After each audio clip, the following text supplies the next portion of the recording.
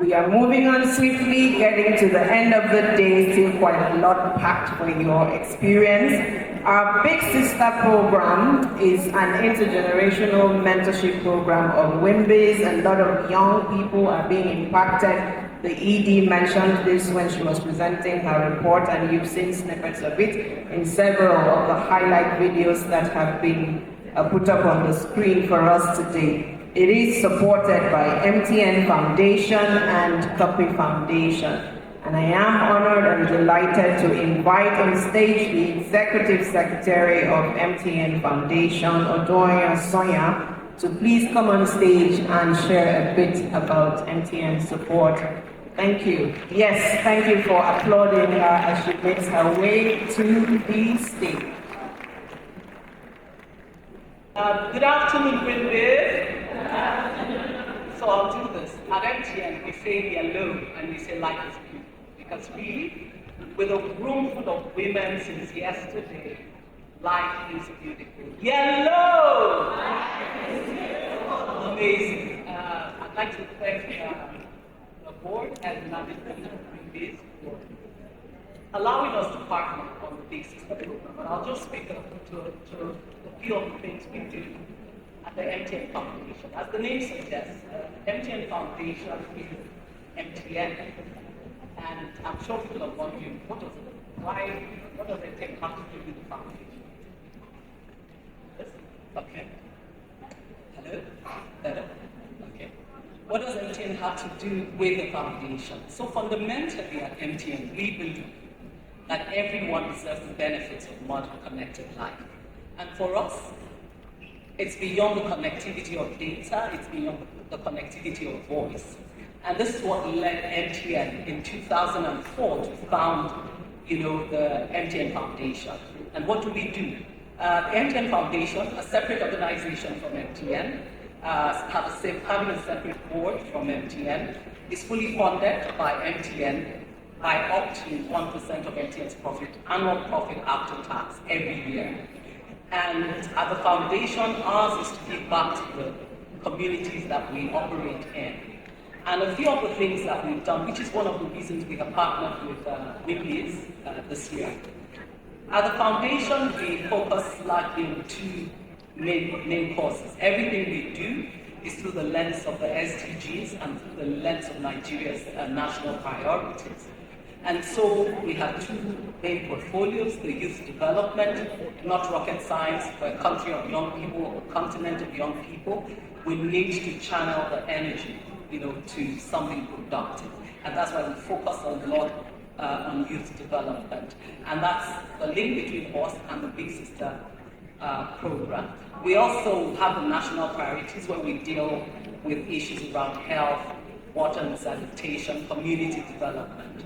Now, under the youth development portfolio, we have a number of programs, and I want to believe that as I talk a bit about the programs, the WIMBIs community will, you will lock into those opportunities. It may not be for you, maybe for your younger sisters, your cousins, and all of that. So we do have a scholarship scheme that we have run for upwards of about 13 years.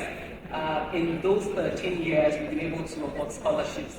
Almost 13,000 scholarships have been awarded. You can clap.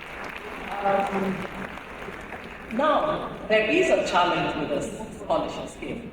It's a STEM scheme. So we have the STEM, and we're increasingly realizing that we're not getting enough women to take on, those scholarships.